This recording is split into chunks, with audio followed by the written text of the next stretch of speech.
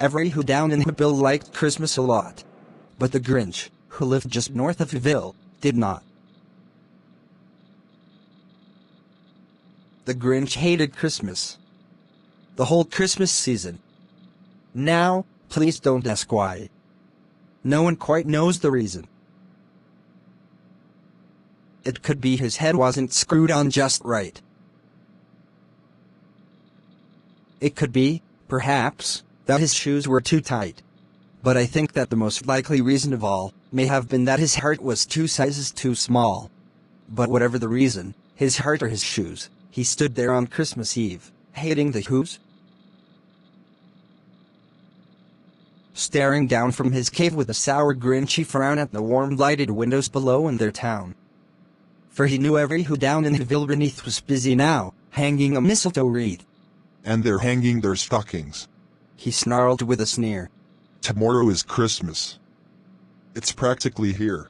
Then he growled, with his Grinch fingers nervously drumming. I must find some way to stop Christmas from coming. For tomorrow, he knew all the Who girls and boys would wake bright early. They'd rush for their toys. And then... oh, the noise. Oh, the noise. That's one thing I hated. All the noise. Noise. Then the Who's, young and old, would sit down to a feast. And they'd feast. And they'd feast. And they'd feast. Feast. They'd feast on Who pudding, and rare Who roast beast, which was something the Grinch couldn't stand in the least. And then they'd do something he liked least of all. Every Who down in the ville, the tall and the small, would stand close together, with Christmas bells ringing. They'd stand hand in hand. And the Who's would start singing. They'd sing. And they'd sing. And they'd sing. Sing. And the more the Grinch thought of this Who Christmas sing, the more the Grinch thought, I must stop this whole thing. Why, for 53 years I've put up with it now. I must stop this Christmas from coming. But how? Then he got an idea. An awful idea. The Grinch got a wonderful, awful idea. I know just what to do. The Grinch laughed in his throat. And he made a quick Santa Claus hat and a coat. And he chuckled, and chuckled. What a great Grinchy trick. With this coat and this hat, I look just like Saint Nick. All I need is a reindeer. The Grinch looked around. But, since reindeer are scarce, there was none to be found. Did that stop the old Grinch? No, the Grinch simply said. If I can't find a reindeer, I'll make one instead. Max. Woof. You will be my reindeer. Woof. All their windows were dark. Quiet snow filled the air. All the Who's were all dreaming sweet dreams without care when he came to the first little house on the square. This is stop number 1. The old Grinchy Claus hissed and he climbed to the roof, empty bags in his fist. Then he slid down the chimney. A rather tight pinch. But, if Santa could do it, then so could the Grinch. He got stuck only once, for a moment or two. Then he stuck his head out of the fireplace flue where the little stockings all hung in a row. These stockings, he grinned, are the first things to go. Then he slithered and slunk, with a smile most unpleasant, around the whole room, and he took every present. Pop guns. And bicycles. Roller skates. Drums. Checkerboards. Tricycles. Popcorn. And plums. And he stuffed them in bags. Then the Grinch, very nimbly, stuffed all the bags, one by one, up the chimney. Then he slunk to the icebox. He took the Who feast.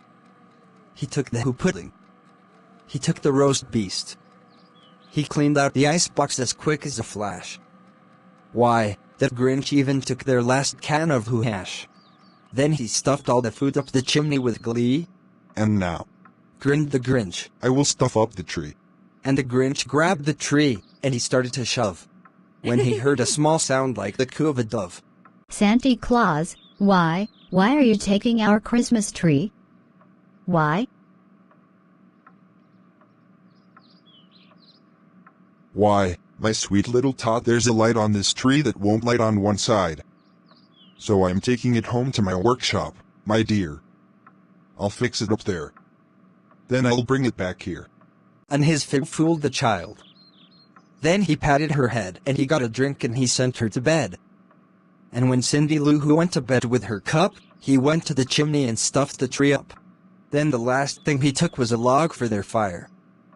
Then he went up the chimney, himself, the old lair. On their walls he left nothing but hooks and some wire.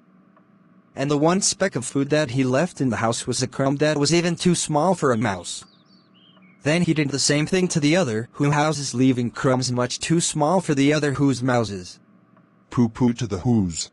They're finding out now that no Christmas is coming. They're just waking up. I know just what they'll do. Their mouths will hang open a minute or two, then the Who's down in Whoville will all cry boo-hoo. That's a noise that I simply must hear. Every Who down in Whoville, the tall and the small, was singing. Without any presents at all. He hadn't stopped Christmas from coming. It came. Somehow or other, it came just the same. How could it be so? It came without ribbons. It came without tags. It came without packages, boxes or bags. Maybe Christmas doesn't come from a store. Maybe Christmas, perhaps, means a little bit more. And what happened then? Well, in Whoville they say that the Grinch's small heart grew 3 sizes that day. That hurts! He brought back everything, even the food for the feast. And he himself, the Grinch, carved the roast beast.